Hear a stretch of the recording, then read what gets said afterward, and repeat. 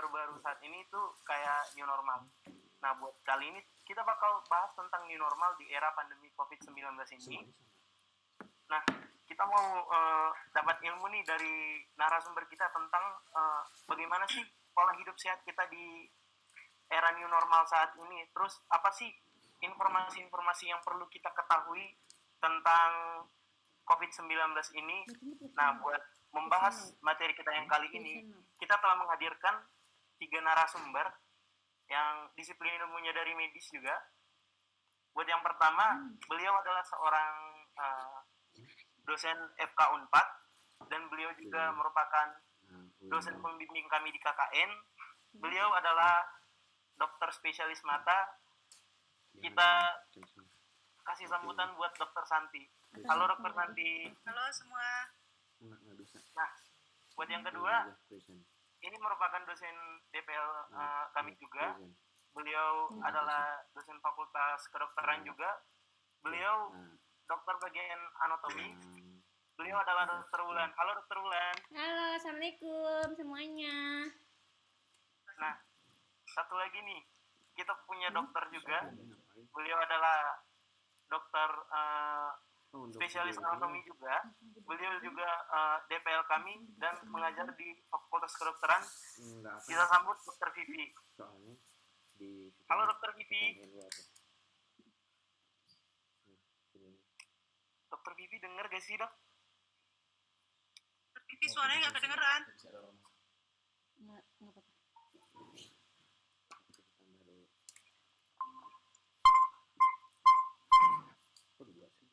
Ya bisa dok. Biasa.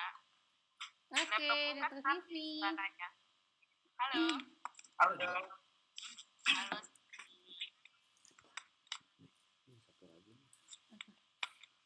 Dokter Vivi harus dari 2 sisi. Pakai HP. Oke, nah untuk sesi kali ini kita bakal dapat pemaparan dulu nih dari narasumber kita, dari Ibu Dokter, dan setelah itu kita bakal adakan diskusi. Kita bakal menerima pertanyaan dari teman-teman sekalian.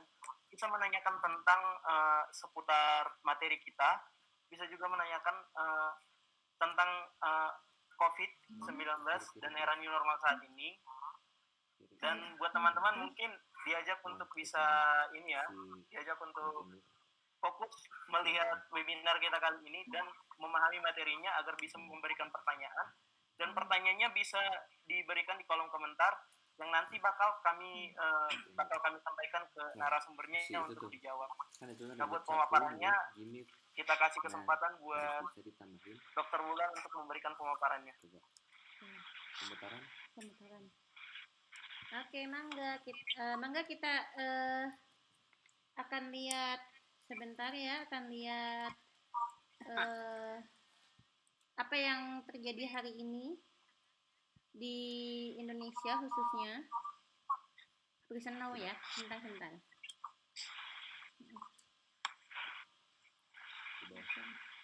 Listen now ini, terus tayang. Screen 1, 2. Sudah screen 1. Oke.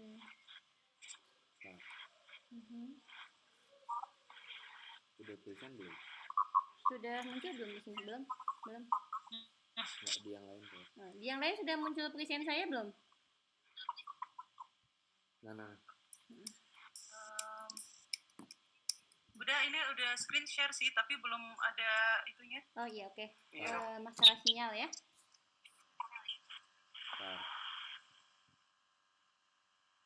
Oke.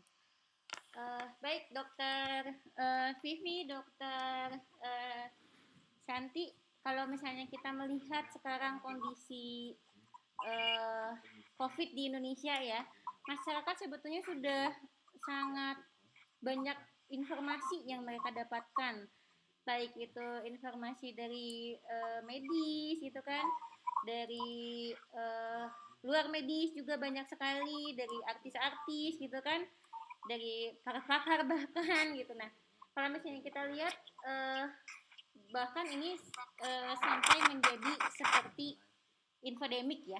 Infodemik tuh informasi yang banyak diterima dan itu bisa menjadi informasi yang tidak lurus sebenarnya. Nah, kalau misalnya kita lihat, kalau misalnya kita lihat, sudah presentasinya udah muncul belum, maaf? Belum muncul ya? Sebentar.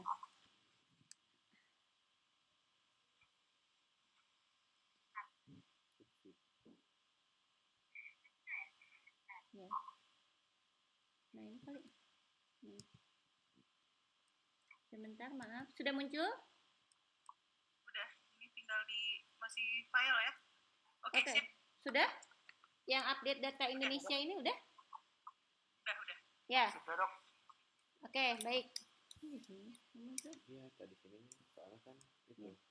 Ya, baik. Kalau misalnya kita lihat update data di Indonesia ya, sampai dengan 25 Juli ini kita dapatkan dari Satuan Tugas Percepatan Penanganan COVID-19 di Indonesia. Bahwa kalau misalnya kita lihat bahwa di sini kasus untuk perkembangan positif COVID, provinsi mana sih sebetulnya dalam mingguan yang merupakan provinsi dengan jumlah tertinggi? Yang pertama adalah Jawa Timur, yang kedua DKI Jakarta, yang ketiga Sulawesi Selatan, keempat Jawa Tengah, dan yang kelima adalah Jawa Barat. Dan kebetulan kita yang presentan di sini adalah semuanya di Jawa Barat ya. Jadi kalau misalnya kita lihat Jawa Barat ini masih menjadi penyumbang kasus tertinggi se-Indonesia sampai dengan 25 Juli. Ini persebarannya, kita lihat persebarannya memang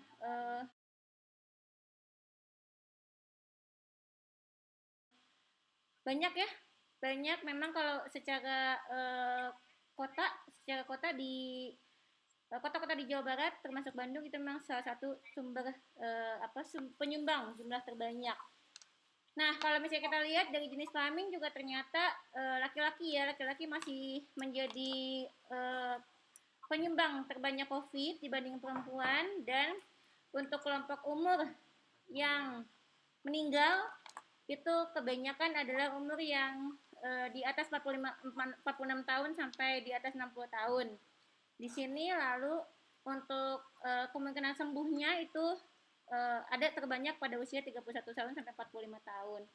Nah, ini kalau misalnya kita lihat ini berdasarkan penyakit penyerta, berdasarkan kelompok umur ya, berdasarkan provinsi tadi. Nah, kalau misalnya kita lihat ini ada satu analisis yang dilakukan di Jakarta. Ternyata di Jakarta itu kita temukan ada klaster-klaster baru. Ada beberapa klaster. Klaster yang pertama adalah klaster pemukiman. Pemukiman itu berarti dari rumah gitu kan, dari tetangga, dari teman sekomplek. Ada sekitar 283 klaster. Lalu dari kantor nih, karena kita kan sudah mulai masuk kantor sekolah itu sama, itu sekitar 68. Ada pasar rakyat itu sekitar 170 klaster, ada fasilitas kesehatan 124, dan ada rumah ibadah itu ada 7 klaster. Nah, kalau misalnya kita lihat dari sini berarti kita dihadapkan pada kondisi yang kita harus tetap keluar dari rumah. Tapi ada ya di YouTube sepertinya belum kelihatan, Dok. Ya di YouTube nggak. Oh gitu, di YouTube belum kelihatan ya? Oh bentar. Ini sambil video. Ya, jadi kalau misalnya kita lihat ternyata memang Dr. Wulan masih belum kelihatan di YouTube.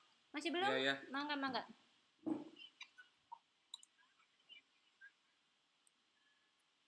Tar.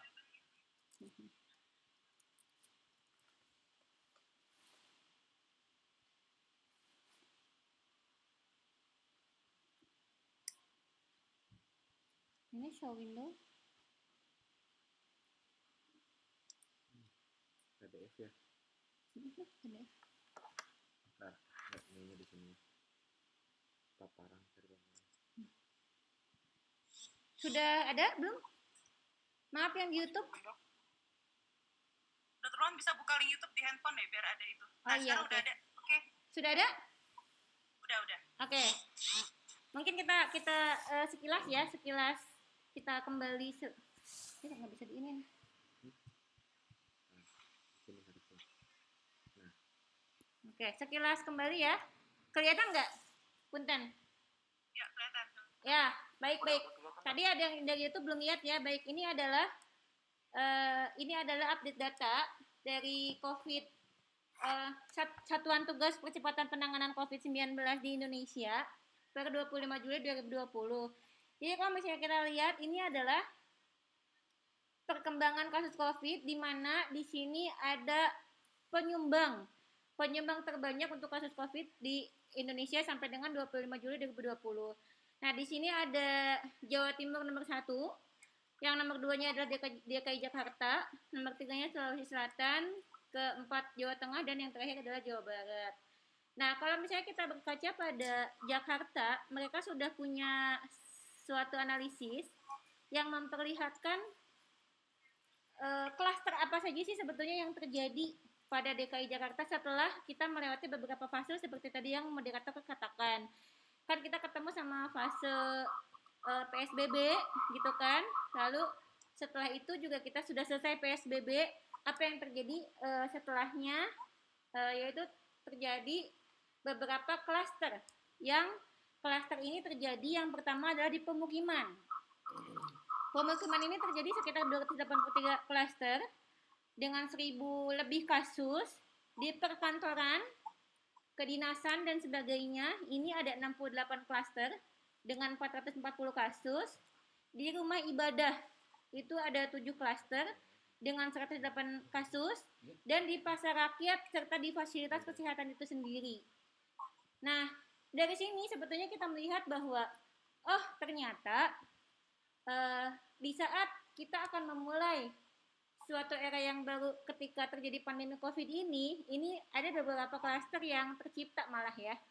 Nah, sehingga dari sini kita belajar bahwa bagaimana caranya supaya kita masih bisa tetap berkarya, bisa keluar rumah, bisa berkarya, bisa bekerja, bisa melakukan ibadah di luar rumah, tapi dengan tetap aman di era new normal ini. Jadi mungkin ada beberapa hal yang harus kita lakukan sehingga kita bisa terhindar dari tertularnya COVID di luar rumah. Kira-kira pengantarnya begitu mungkin ya, Pak Dedi, begitu. Baik, Bu Dokter.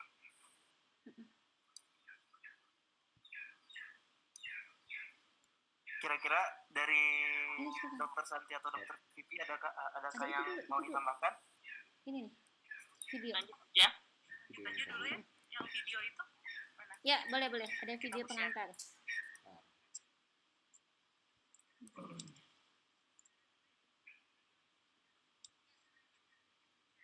Ini masih belum ada. Selatan.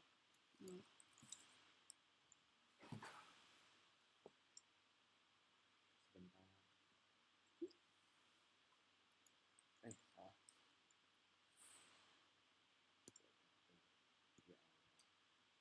Mungkin sambil menunggu Pak Dedi. Ini kan. Ada yang mau ditanyakan nggak? Nah, tadi kan kita udah dengar pemaparan nih dari Dokter Ulan. Atau mau videonya dulu nih, Dok?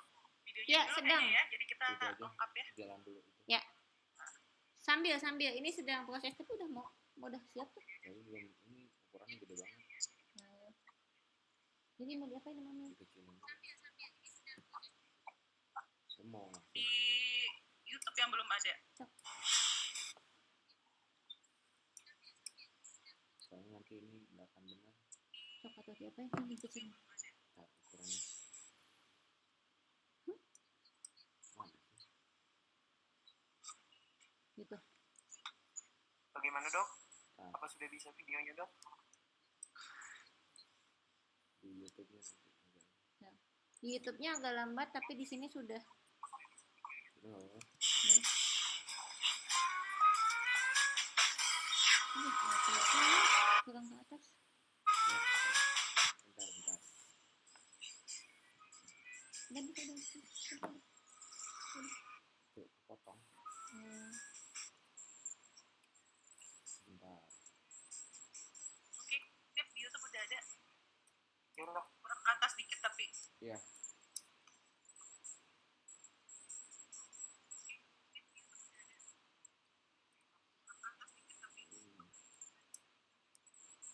Sebentar kita buat ke atas. Buat tas dulu.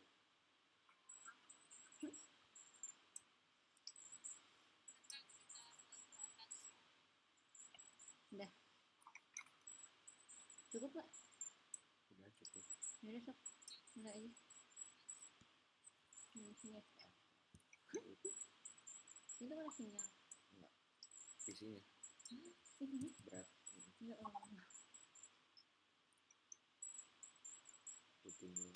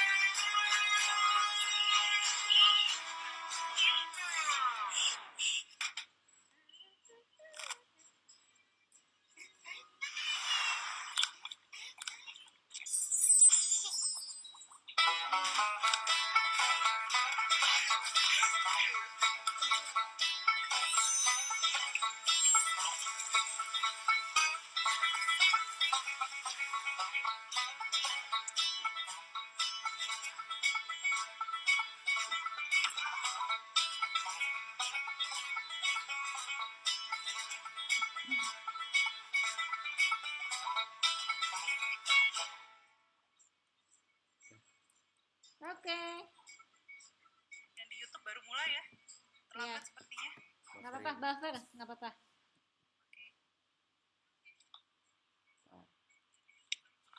Oke. Videonya udah ditampilin nih. Kira-kira dari Ibu Dokter, dari Dokter Santi atau Dokter Vivi, apakah ada yang mau disampaikan sebelum kita masuk ke sesi tanya jawabnya? Dokter Wulan aja deh. Biar ini. Ya nggak apa-apa, mangga silakan. Jadi kalau misalnya kita lihat tadi ya, Bang Dedi ya, kalau kita lihat tadi bahwa ketika kita harus keluar gitu kan, ketika PSBB sudah usai dan kita persiapan new normal. Nah, ini ternyata di luar kita ini ternyata banyak sekali virus-virus terutama yang saat ini corona yang itu siap masuk ke dalam tubuh kita. Kalau misalnya kita lihat bagaimana cara mereka masuk kan melalui mukosa ya. Mukosa yang paling sering adalah pernafasan lewat mukosa hidung, lalu lewat mukosa mata. Beberapa kasus juga ada yang lewat saluran cerna gitu ya, seperti itu.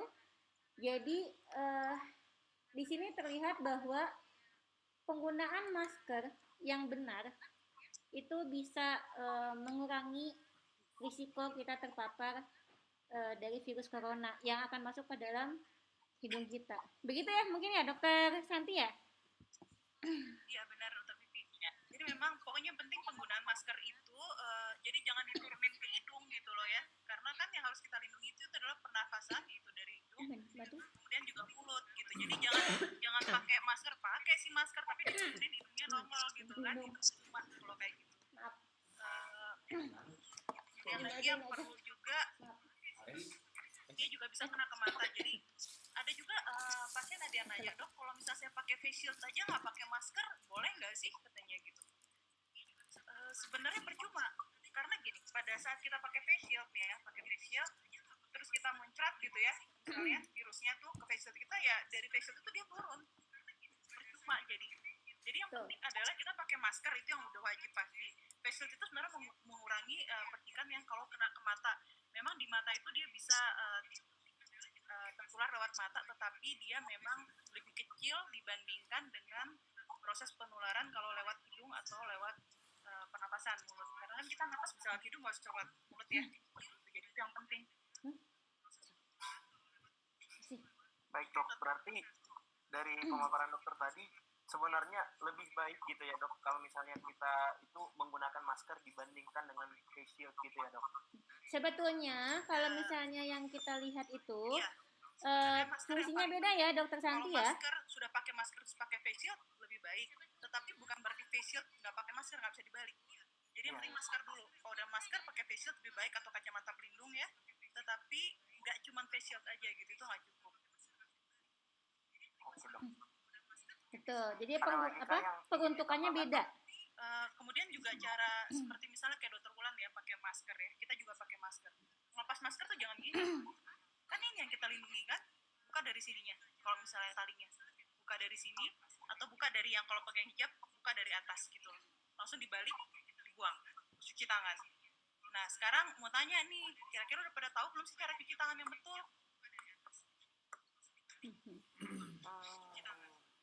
Di sekolah diajarin nggak sih adik-adik yang SD atau ibunya semua diajarin nggak? Karena gini, virus corona itu akan mati kalau kita cuci tangan selama 20 detik.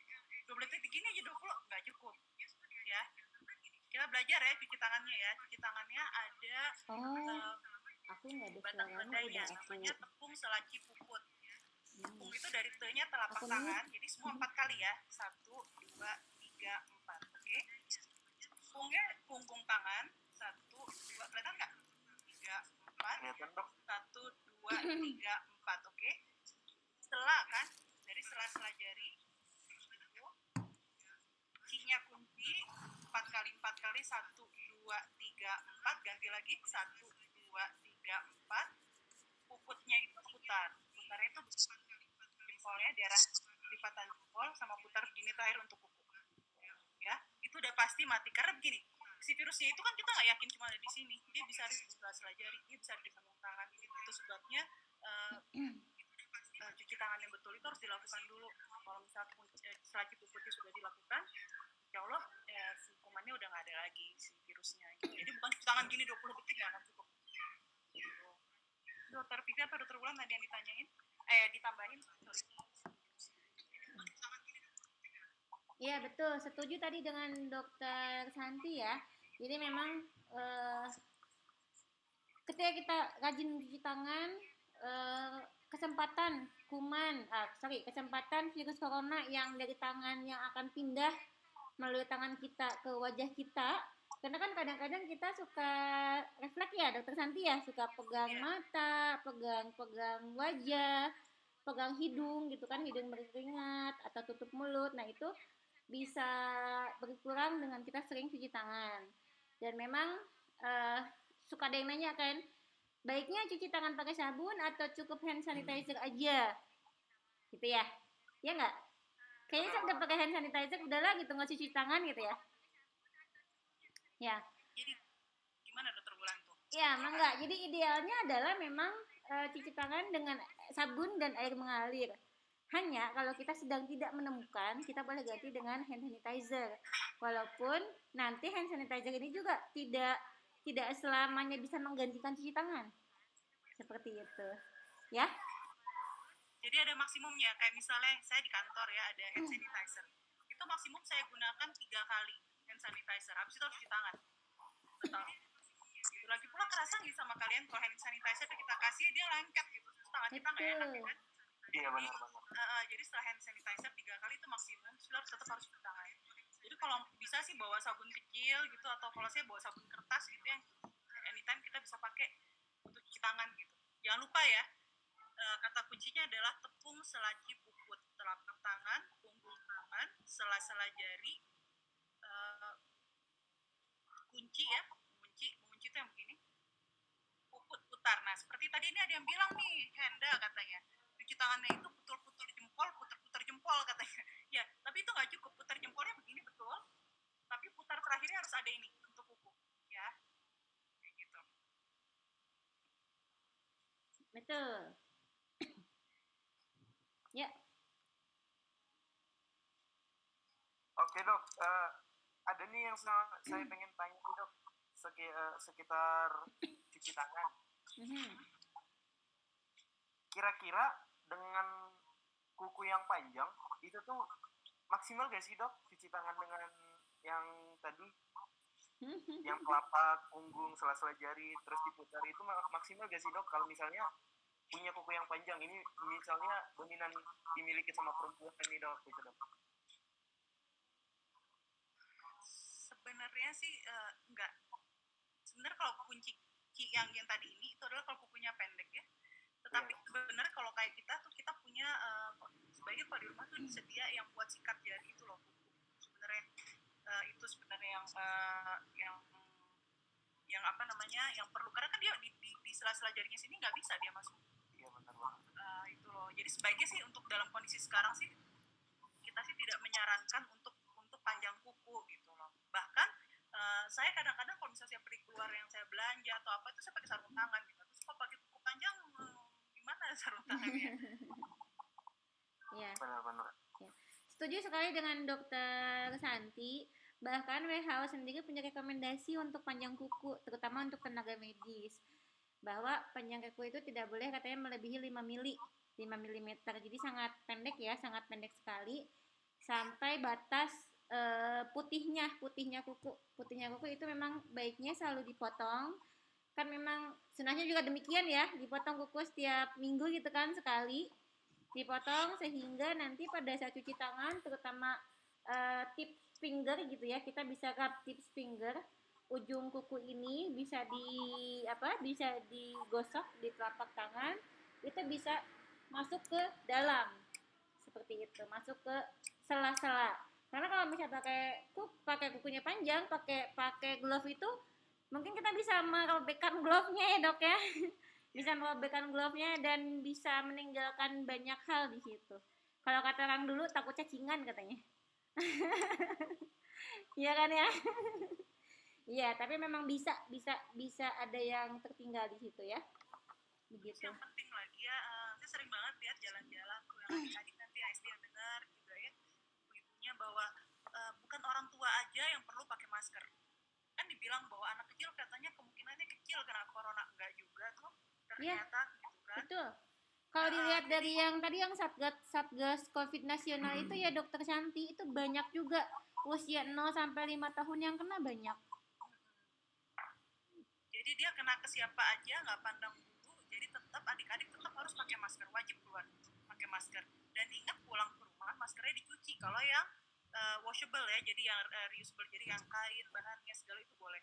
Kalau masker medis langsung buang. Ya. Kayak gitu. Jadi itu yang harus penting diketahui sama semuanya. Oke dok. Terus berkaitan dengan umur tadi dok ya. Kalau yang saya baca tadi di PowerPoint-nya itu dok, ternyata umur di atas 45 tahun itu lebih banyak tertular gitu dok. Apakah hal tersebut dok bisa dikaitkan dengan tingkat imunitas tubuh kita gitu dok? Maksudnya dengan umur yang umur sekitar 12 tahun sampai di bawah 45 tahun imunitasnya jauh lebih kuat sehingga dia nggak terlalu gampang terkena penyakit atau gimana gitu dok? Sebenarnya begini ya, jadi daya tahan tubuh setiap orang tuh berbeda. Memang setiap orang semakin dia tua, daya tahan tubuhnya otomatis dia lebih lebih rentan, lebih turun gitu kan. Tapi sebenarnya nggak 45 tahun sih, sebenarnya 60, di atas 60 yang dianggap begitu. Kecuali ada komorbid. Apa sih komorbid itu? Komorbid itu ada penyakit penyerta. Maksudnya misalnya dia ada diabetes, sakit gula ya. Tadi ada hipertensi, atau dia punya penyakit autoimun atau kelainan imun seperti misalnya HIV kah, ataukah dia punya misalnya lupus gitu, seperti itu. Jadi kalau misalnya ada yang punya seperti itu, dia menjadi komorbid untuk kalau terkena virus corona maka dia akan lebih parah terkenanya. Dan yang harus diingat adalah sebenarnya virus itu adalah self-limiting disease, artinya semua virus ya dia akan sembuh dengan sendirinya tanpa obat sebenarnya. Tetapi yang diobatin itu adalah gejala-gejala yang ditimbulkan sama virus yang misalnya sesek ya, kayak kita flu aja, musam merah terus nggak bisa napas, itulah yang diobatin gitu loh. Ya. Sehingga kita bisa melatih fase yang itunya gitu loh. Ya, tapi kalau daya tahan tubuh kita baik, maka dia tidak akan bergejala yang berat, sama seperti kayak kemarin tuh di secapa ya 1.267 orang yang kena tentara ya kan. Cuman berapa orang? Cuma 11 kalau nggak salah saya masuk rumah sakit. Karena mereka memang olahraga tiap hari, ya kan, daya tahan tubuhnya bagus. Tetapi yang berbahaya adalah kalau mereka keluar, mereka menjadi orang tanpa gejala yang akan menularkan orang-orang yang daya tahan tubuhnya rentan di luar sana gitu. Itu yang jadi bahaya. Jadi sebenarnya kayak saya ketemu dokter Wulan, oh kita teman deket sih nggak akan keluar, nggak mungkin, nggak tahu juga. Bahkan saya ketemu suami saya aja bahaya, bisa aja kan saya nggak tahu gitu kan, bisa aja gitu. Tapi bukan berarti kita jadi nggak ketemu, bukan begitu. Tetapi maksud saya bahwa setiap orang harus menjaga dirinya sendiri dan orang lain gitu. Jadi jangan ngomong gue nggak percaya ini jangan gitu loh ya. Itu aja sih paling. Baik dok, kira-kira dari dokter Vivi adakah yang mau ditambahkan dok sebelum kita masuk ke sesi tanya jawabnya dok? Cukup. Dari dokter Wulan adakah yang ingin ditambahkan lagi dok? Sudah cukup, setuju dengan dokter Santi tadi, memang seperti itu. Janganlah ketika kita merasa kita tidak punya gejala lalu kita merasa kita tidak bebas dari COVID. Jadi kan ada yang kita kenal dengan sebutan asimptomatik ya, dia tidak bergejala. Nah, tapi ternyata dia adalah karier gitu. Nah, ini yang mungkin sepertinya abai ya, banyak yang abai yang seperti ini, sehingga kenapa kasus-kasus di kita terus saja makin hari makin banyak seperti itu. Gitu mungkin ya, Bang Deddy. Iya dok. Dokter Vivi sama Dokter Wulan izin juga nih, mumpung ada adik-adik SD yang banyak nih. Iya. Boleh nggak sih saya ngomong sedikit tentang PJJ yang berhubungan sama mata nih? Boleh. Jadi tolong nih adik-adik dengerin banget ya. Apakah adik-adik mahasiswa, apakah adik-adik di SD, kemudian kalau ada orang tuanya tolong didengarkan dengan baik, karena selama COVID ini kita belajar dengan gadget. Artinya bolak-balik kita harus ngelihat laptop, bolak-balik kita ngelihat handphone, atau jadi mata kita pasti akan lelah. Coba sekarang tuh sampai heboh kan, ada yang kacamata Blu-ray anti radiasi segala macam gitu kan. Tapi sebenarnya ada cara yang gampang, murah, meriah ya, yang bisa dilakukan sama adik-adik semua. Gimana itu adalah namanya Rules 20 of 20 atau peraturan 20. Ya. Kita sekarang lagi tahun 2020 nih, gampang kan ingetnya peraturan 20.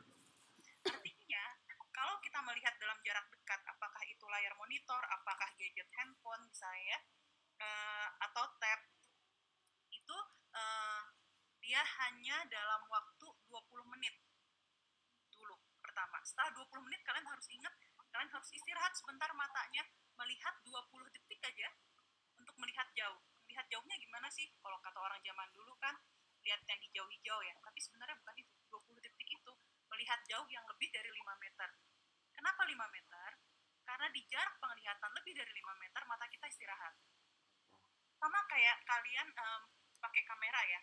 Kalau pakai kamera, kalau kita mau foto dekat kan zoom tuh, lensanya zoom gitu ya. Itu sama kayak lensa mata kita.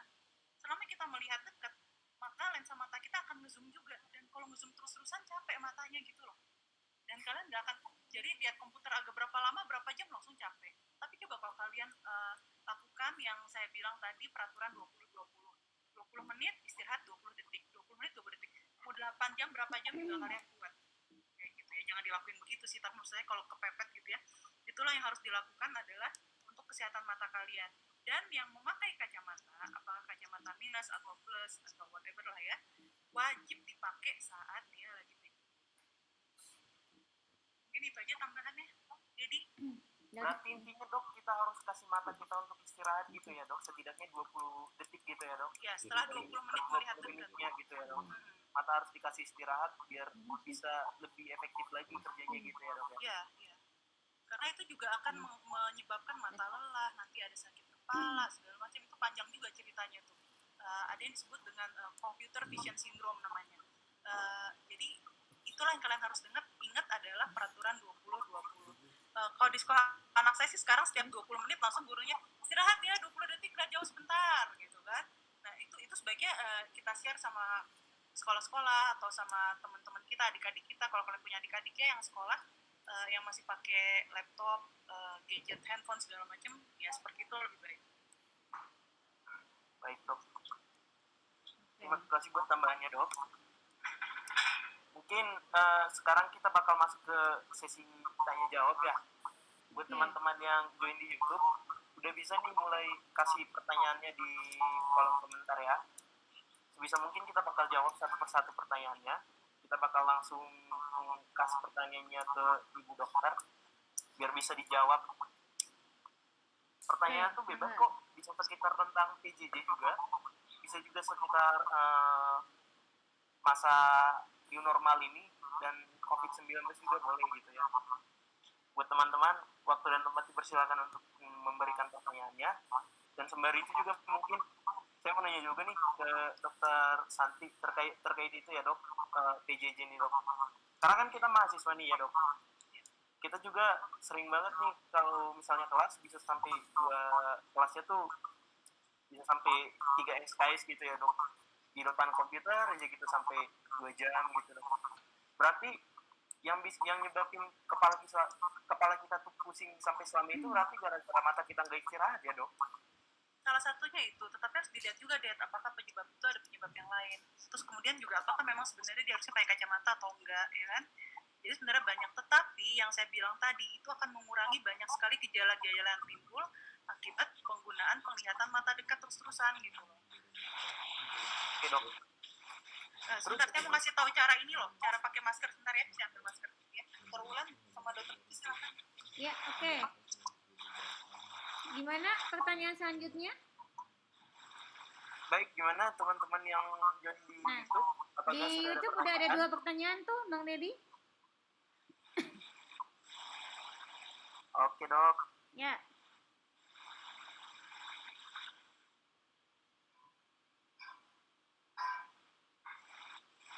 Ini ada pertanyaan nih dok.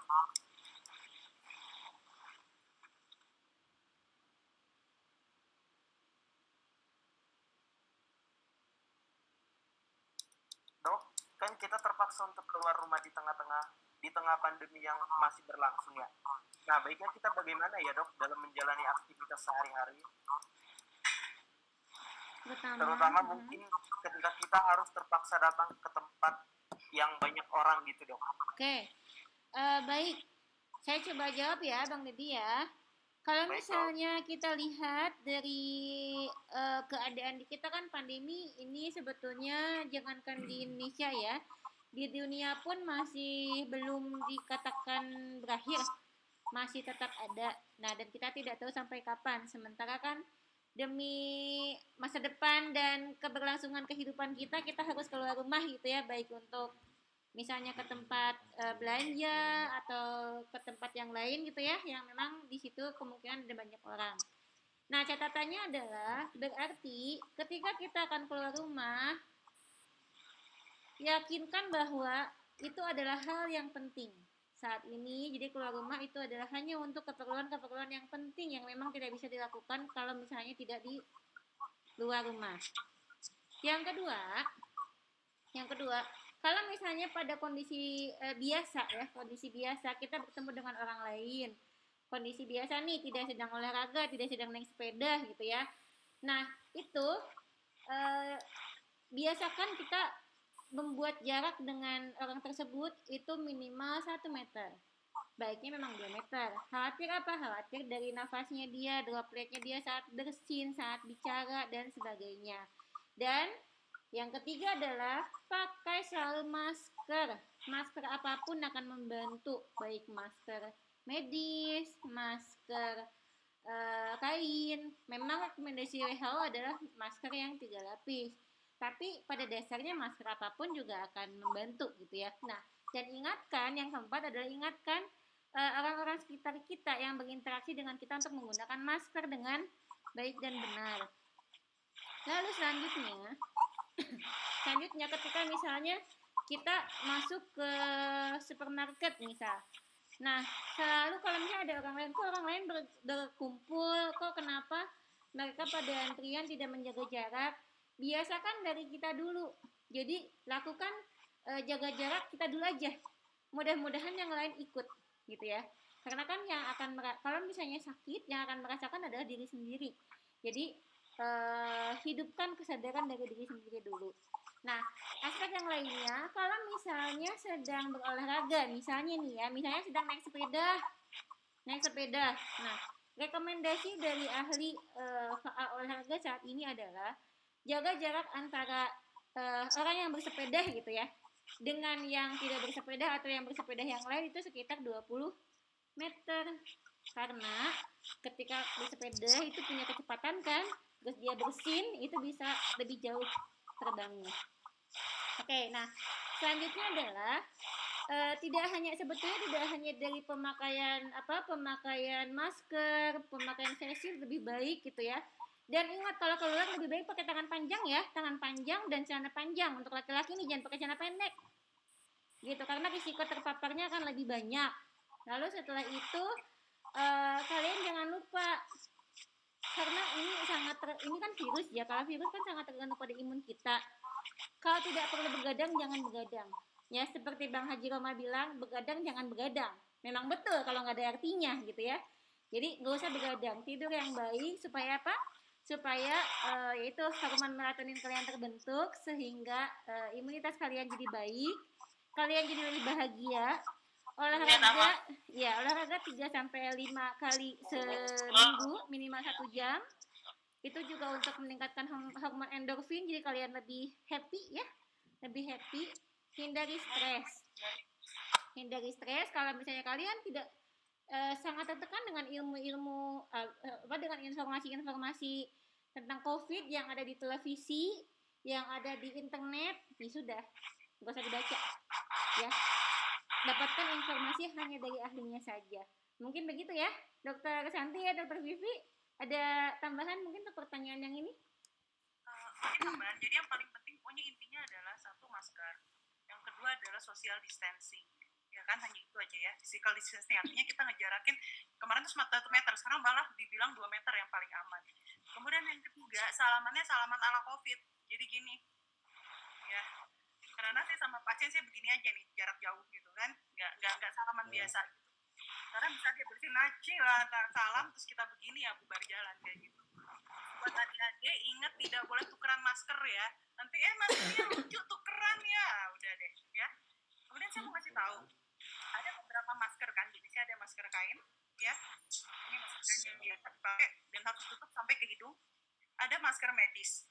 Yang kalau kalian punya pakai yang masker medis ini, lihat di sininya ada yang keras, kelihatan? Ya, ini namanya kawat. Ini adalah untuk membentuk hidung kayak Dokter Wulan itu. Sehingga yang di atas, jadi kalau misalnya saya pakai begini, maka saya harus tekan ininya, membentuk hidung saya, tuh, oke? Ini harus ke bawah belakang. Ini saya nggak pakai yang jilbab soalnya, tuh, kayak gitu. Oke? Jadi nggak benar kalau kalian pakai begini nih. Hati-hati kalau misalnya kalian pakai masker terus kalian mau minum dulu atau mungkin dari ngerokok ya, diginiin.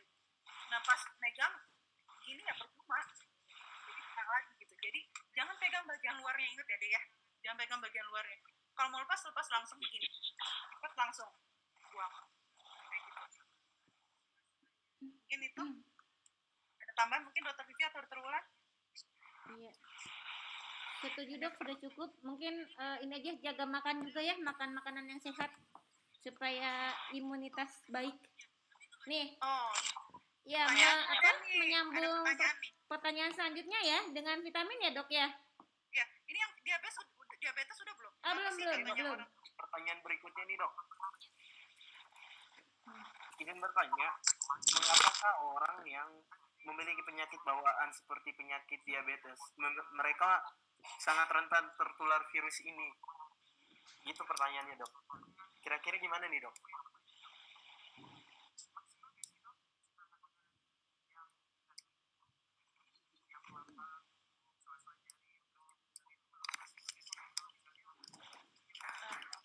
Jadi mungkin nanti ditambahin juga sama Dokter Vivi sama Dokter Wulan ya.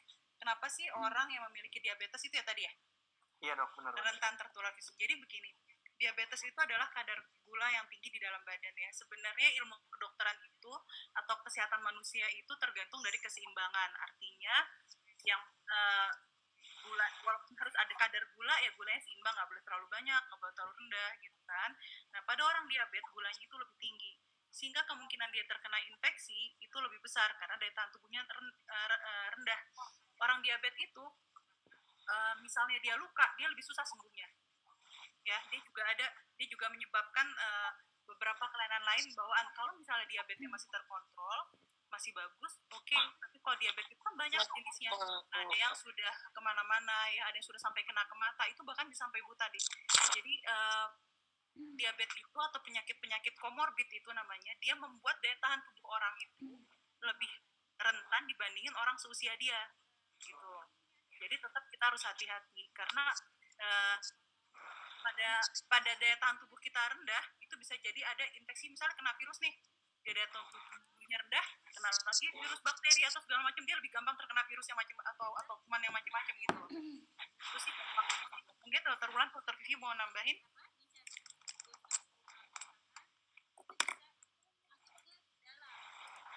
Iya, setuju dok. Dengan dokter Santi juga memang pada kondisi diabetes itu ada perubahan mekanisme dalam tubuh sehingga nanti respon terhadap agen-agen yang menyebabkan infeksi dia akan berubah. Jadi lebih mudah, lebih cepat, dan lebih responsif terhadap infeksi. Gitu. Silakan pertanyaan selanjutnya mungkin atau dokter Vivi, maaf. Kita lanjut ke pertanyaan berikutnya ya dok. Enggak, silakan. Ada beberapa pertanyaan lagi nih dok. Ini ada yang nanya dok, izin bertanya, di masa pandemi ini perlukah kita mengkonsumsi vitamin, terlebih lagi vitamin yang bisa dikonsumsi untuk sehari-hari guna menjaga imun tubuh itu apa ya dok? Gitu dok pertanyaannya kira-kira. Ya, vitamin ya. Ini kalau vitamin versinya banyak ya, Bang Dedi gitu, Dokter Santi, Dokter Vivi. Kalau versinya saya, kita lihat aja dari kebutuhan tubuh kita terhadap vitamin. Vitamin khususnya ada suplemen ya, suplemen vitamin. Itu kan maksudnya ya suplemen ya, tambahan. Namanya suplemen itu kan tambahan. Selalu kan di apa namanya di kemasan atau di iklannya selalu dikatakan bahwa jika perlu, bila perlu, ya. Artinya, suplemen vitamin itu boleh dikonsumsi jika perlu. Nah, balik lagi sebetulnya ke kebutuhan. Sekarang kan yang lagi naik daun itu vitamin C ya. Iya, vitamin C, sebetulnya kebutuhan vitamin C kita itu cenderung sedikit, hanya sekitar 75 mg satu hari. Sementara di luar sana ada yang jual sampai 1000 ya, 1000 atau 500. Itu maka nanti disesuaikan saja. Cuma kalau saya sih lebih rekomen itu justru asupannya yang diperbaiki. Contohnya gini, kalau memang kita ingin meningkatkan vitamin C, tentu saja kita makan makanan alami yang baik seperti buah-buahan, segala macam jenis buah. Silakan dimakan lebih banyak karena itu mengandung vitamin C yang lebih mudah diserap oleh tubuh. Nah, memang kalau untuk penelitian yang sedang banyak digerakkan, itu ternyata kita banyak sekali kekurangan vitamin D ya. Padahal kita di Indonesia gitu. Di Indonesia, kenapa vitamin D di kita ternyata banyak yang kurang? Karena dengan kondisi di Indonesia seperti ini, justru vitamin D akan mudah didapatkan itu ketika jaraknya pendek ya, jarak mataharinya pendek. Jadi sekitar jam 10 ke atas, jam 11 sampai jam 2, tapi hanya sebentar waktunya dengan jumlah paparan yang maksimal gitu. Sekarang di Indonesia siapa sih orang yang mau keluar rumah siang-siang pakai baju minimal? Ya, itu makanya kenapa walaupun Indonesia negara tropis, dia tapi kekurangan vitamin D-nya banyak. Gitu. Nah, itu kebutuhan vitamin D itu nanti bisa disesuaikan dengan berapa sebenarnya kadar vitamin D orang tersebut. Dan itu harus di bawah pengawasan dokter. Nah, vitamin yang lainnya ya, suplemen apa sebetulnya yang boleh kita makan? Balik lagi, makan sayurnya bagus enggak? Makan buahnya bagus enggak? Kalau makan sayur sama makan buahnya kurang, jangan dulu ke suplemen vitamin deh, benerin dulu makan buah sama sayurnya. Gitu loh. Kalau itu versinya saya ya. Maka silakan mungkin Dokter Santi sama Dokter Vivi. Ya, silakan. Mungkin Dokter Vivi. Ya, lanjut aja. Ya, jadi betul kata Dokter Wulan, kalau memang vitamin C itu dia meningkatkan daya tahan tubuh ya. biasanya kalau di Indonesia tuh yang tersedianya 500 mg, biasanya sih katanya 1000. Kalau saya sama di keluarga saya gitu, saya sama suami saya kan kita memang sibuk banget gitu. Kadang-kadang kita istirahat itu paling cuma 2 jam tidur sehari gitu. Keluarga saya begitu. Jadi kita memang mengkonsumsi vitamin. Kalau saya sih ambil vitamin C, sarankan ya 1000 mg. Jadi kadang-kadang kalau udah mau sakit tuh dengan istirahat hanya segitu ya daya tahan tubuh kita bisa lebih baik, dengan catatan tanpa komorbid ya, tanpa penyakit penyerta. Kemudian yang kedua dengan vitamin D tadi betul. Kalau di luar negeri itu tuh ada vitamin D drop, jadi bayi-bayi itu udah dikasih vitamin D. Nah kalau di kita kan pas bayi baru lahir kan dijemur gitu ya. Sebenarnya sinar matahari itu mempunyai banyak sekali manfaat. Salah satunya adalah sebagai penyedia vitamin D. Tapi yang harus diingat adalah bahwa UV itu atau sinar ultraviolet dari sinar matahari itu ada A, ada B, ada C, ya. Nah itu yang ada yang berbahaya. Jadi disarankan, nih bukan buat cewek aja nih, harus diingat ya. Cowok kalau misalnya mau lagi panas-panas pakailah sunblock, ya. Dan itu penting banget untuk kanker kulit, karena saya banyak sekali ngerjain kanker kulit di mata, ya. Dan itu banyak pada petani, nelayan, atau orang yang sering naik motor gitu ya. Jadi kalau kalian naik motor, pakai helm yang full face, pakai kacamata hitam, pakai topi kalau panas-panasan, bukan buat gaya-gayaan, tapi itu buat safety gitu loh. Selain yang kita ngomongin COVID ini. Jadi sunblock itu bukan itu perempuan gitu loh. Bukan hanya untuk perempuan, tetapi untuk melindungi kita dari sinar matahari. Sekaligus untuk kita mendapatkan vitamin D yang tadi dibilang sama Dokter Wulan gitu. Karena kan dari jam 11 sampai jam 2 itu kan matahari lagi lucu-lucunya tuh. Bulan kan, Iya. siapa yang mau panas-panasan jam segitu, gosong Betul. kali gitu kan. Ganteng-gantengnya itu. Paling seperti itu. Berarti intinya dok, sebelum ke suplemen gitu ya dok, sebelum ke multivitamin gitu ya dok, kita utamakan untuk memperbaiki pola makan kita dulu ya dok ya. Makan Pola makan, pola istirahat gitu ya. Pola makan, pola istirahat gitu ya dok. Karena suplemen itu jatuhnya dia hanya mendukung gitu ya dok ya. Baik dok. Nah ini ada satu pertanyaan lagi nih dok, dan mungkin ini pertanyaan yang terakhir ya, karena emang waktu kita udah menunjukkan udah mau habis nih, kira-kira 5 menit lagi. Ini pertanyaannya dok. Dok, saya di sini kan sering menggunakan laptop dan HP juga. Nah, kedua alat ini kan sering dipegang nih dok. Jadi rawan banget bakteri dan virus nempel di sana. Gimana sih dok cara bersihinnya? Gitu dok kira-kira pertanyaannya. Ya, kalau Dokter Wulan gimana? Ya, kalau saya jadi kita melihat prinsip disinfektan ya, prinsip disinfeksi. Nah, benda-benda mati yang akan kita coba bersihkan itu benda mati ya. Kalau kita kan benda hidup. Ini benda mati yang coba kita bersihkan itu akan melalui proses disinfeksi. Nah, biasanya kita menggunakan larutan klorin. Larutan klorin itu kalau kita encerkan nih, larutan klorin itu seperti sesuatu clean ya, yang buat pemutih tuh. Nah, itu kalau untuk 1 liter, ya 1 liter kita menggunakan hanya 1:9. Jadi kalau misalnya 1 liter 1000 cc ya, 900 cc untuk airnya, 100-nya untuk klorinnya. Nah, bisa juga menggunakan alkohol. Kalau saya biasanya, kalau di kantor nih, setelah misalnya kayak gini, setelah swab gitu ya, atau misalnya setelah bertemu dengan perkovidan, itu handphone saya biasanya saya swab aja dengan menggunakan alkohol swab itu yang di satuan, atau menggunakan alkohol 70%, atau bisa juga bikin sendiri tadi cairan disinfektan, tapi jangan terlalu basah, hanya dioles aja, lalu dibiarkan sekitar 5 menit minimal, karena menurut literatur kalau misalnya kita mau mendisinfektan meja, misalnya kita semprot mejanya, kalau misalnya mejanya itu punya pori-pori yang ke dalam gitu ya, atau benda itu punya pori-pori yang ke dalam, itu kita usap-usap supaya cairan disinfektannya bisa masuk, lalu setelah itu didiamkan 5 menit. Nah, masalahnya adalah kalau misalnya laptop nih ya, laptop itu keyboardnya kan ada daerah-daerah yang itu berbahaya ya kalau kena cairan ya. Benar dok. Ya, nah jadi kalian cukup aja oles yang kira-kira kena tangan kalian, tapi jangan terlalu basah.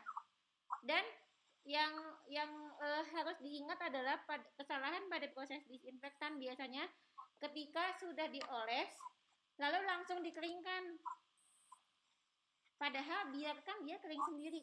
Jadi di situ ada proses dia sedang membersihkan gitu. Jadi alhamdulillah sih dengan melaksanakan proses disinfektan yang benar terhadap benda-benda sekitar kita, dengan melaksanakan protokol-protokol pencegahan COVID dari sejak awal COVID Maret sampai sekarang, alhamdulillah saya dan teman-teman tim semuanya selalu negatif hasil swabnya. Jadi caranya begitu kalau kami. Nah, kalau misalnya benda-benda yang lain, misal masker nih, kalau masker saya masker N95 ini sebetulnya menurut penelitian masih bisa dipakai sampai 20 kali. Cara mendisinfektannya gimana? Masukkan aja ke dalam cairan yang ada sabunnya selama minimal 20 menit. Gitu, setelah gitu nanti dibersihkan, dijemur lagi. Itu bisa. Atau misalnya masker kain juga begitu. Seperti itu ya. Mungkin kalau saya sih, kalau handphone misalnya kalian keluar dari luar, itu bisa tadi dengan cairan klorin yang sudah diencerkan atau bisa dengan alkohol di atas 70%. Tapi ingat jangan terlalu basah, karena kalau basah gadget kalian bisa rusak. Mungkin ada tambahan lagi? Dokter Wulan? Ya. Boleh nambahin? Boleh. Jadi gini, boleh. Yang kalian harus ingat adalah apa sih bedanya desinfektan sama apa itu lagi? Boleh? Ini proses aseptik. Apa? Aseptik, antiseptik. Antiseptik, oke. Yeah. Kalau antiseptik itu dipakai untuk makhluk hidup. Oke, contohnya betadin. Yang namanya desinfektan itu untuk benda mati, ya. Itu dulu ya prinsipnya. Nah, desinfektan misalnya apakah mau campurin dengan Baiken pemutih seperti Dokter Wulan tadi, apakah dengan Dettol, whatever, atau sekarang sudah banyak nih jual memang untuk desinfektan aja, ada yang disemprot segala macam gitu ya. Tetapi yang harus lagi adalah desinfektan sebenarnya tidak mematikan virus. Jadi desinfektan itu hanya bakteri. Jadi kalau saya ke kantor, handphone tuh saya masukin ke plastik yang ada klipnya, tau nggak? Ada dan plastik. Kemudian saya beli, ya ini sih nggak harus ya, cuman yang bisa mematikan virus itu salah satunya adalah UVC, ultraviolet sleep. Ya. Nah, UVC contohnya di alat-alat yang kotak gitu, yang sekarang tuh kayak di Informa, tadi saya kesana sebentar, udah ada tuh yang untuk sterilisasi gitu, kayak untuk handphone 299.000 gitu nggak salah. Cuma ditaruh sebentar 3 menit udah.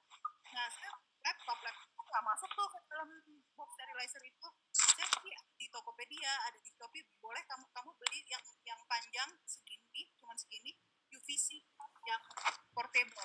Jika naik 3 menit, tapi ingat bahwa kalian tidak boleh melihat warna birunya, ya. Jadi kalau kalian lagi kalian lihat ke arah lain, karena sinar warna biru berbahaya, bisa menyebabkan katarak lebih cepat. Kedua, UVC tidak boleh kena makhluk hidup. Ya. UVC itu adalah untuk steril, bisa kamar operasi segala macam. Tapi kalau saya sih, saya beli boxnya, nanti saya mungkin sebentar saya ambil, kemudian saya beli yang portable itu murah, cuma 100 ribuan, N200, N300 gitu ya, itu bisa dibawa-bawa, dicas lagi. Itu saya kalau saya begitu, karena harus diingat bahwa desinfektan hanya untuk bakteri tapi tidak untuk virus.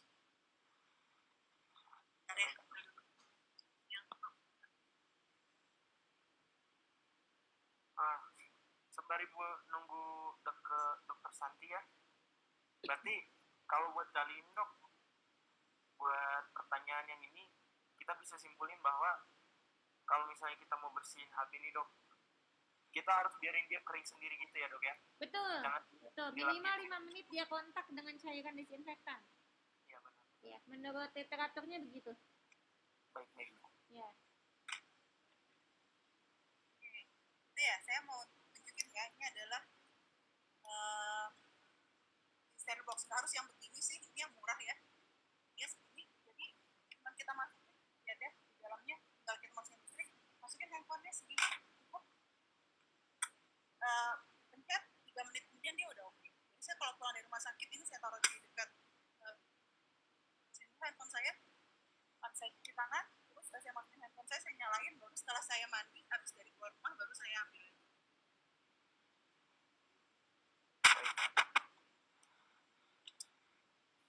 mungkin itu saja sih dok pertanyaan-pertanyaan yang datang dari teman-teman kita yang join di YouTube dok. Oke dok, buat seminar kali ini dan buat teman-teman sekalian ada beberapa hal poin penting yang mungkin kita bisa pahami bersama ya terkait dengan COVID-19 ini dan pola hidup sehat kita. Yang pertama tuh penggunaan masker itu sangat mengurangi risiko terkenanya virus corona ya dok ya. Jadi penggunaan masker yang baik dan cara menggunakannya itu adalah hal yang terpenting gitu dok, karena masker menjadi salah satu sesuatu yang penting di masa-masa saat ini gitu ya dok ya. Terus yang kedua juga terkait dengan COVID juga adalah tentang cara mencuci tangan dan tentang rajinnya kita untuk membersihkan tangan kita gitu ya dok ya. Kayak yang dokter Santi kasih tahu tadi, kita harus rajin mencuci tangan dan harus tahu benar-benar gimana caranya mencuci tangan yang baik itu di telapak tangan, punggung tangan, sela-sela jari, dan diputar-putar gitu ya dok ya. Oke, ada juga dok beberapa poin penting juga yang saya lihat di diskusi kita kali ini dok, itu terkait dengan vitamin multivitamin yang kita gunakan tuh baik atau enggak gitu ya dok ya. Jadi berdasarkan pemaparan dari dokter tadi, ternyata sebelum ke multivitamin kita sebaiknya mengatur pola makan kita dulu ya dok ya. Jadi kita makan sehat dulu biar imun tubuh kita jauh lebih baik gitu ya dok. Makan 4 sehat 5 sempurna. Jadi semua kebutuhannya ada di sana demi tercapainya kebutuhan badan yang lebih baik gitu ya dok ya. Oke, terus ada satu poin lagi nih dok terkait dengan pembelajaran jarak jauh, karena mungkin orang yang melihat streaming kita ini dok adalah mahasiswa dan juga siswa, dan menurut saya itu sangat informatif sekali dok. Bagaimana sih caranya kita ketika kita lagi belajar nih, terus untuk menghindari penyakit mata gitu. Jadi kita membutuhkan waktu istirahat setidaknya 20 detik untuk melihat benda yang jaraknya jauh gitu ya dok ya. Biar mengurangi risiko terkena penyakit di sekitar mata gitu ya dok ya. Oke, itu saja mungkin yang bisa kita dapatkan dari seminar kali ini. Saya dari pribadi mengucapkan terima kasih buat ibu dokter sekalian yang sudah memberikan kesempatan dan waktunya untuk bisa men-sharingkan berbagai hal kepada kami, dan juga buat teman-teman yang sudah mau join di streaming YouTube, kami mengucapkan terima kasih banyak. Dan semoga informasi-informasi yang kita dapat dari ibu-ibu narasumber kita itu dapat memberikan sesuatu dampak positif bagi kita, terutamanya untuk menghadapi hari-hari kita di era COVID sekarang ini atau di era new normal sekarang ini, agar kiranya kita jauh dari penyakit ini gitu ya dok ya. Oke teman-teman, demikian mungkin sampai di sini pertemuan kita di seminar kali ini. Saya ucapkan terima kasih banyak, dan untuk menutupnya saya ucapkan assalamualaikum warahmatullahi wabarakatuh. Terima kasih dan salam sejahtera buat semua. Oke, terima kasih.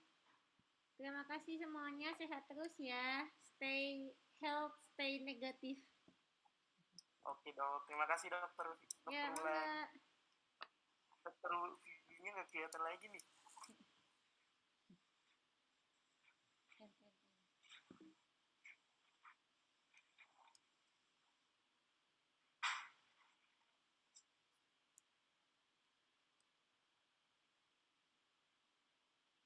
Lanjut lagi.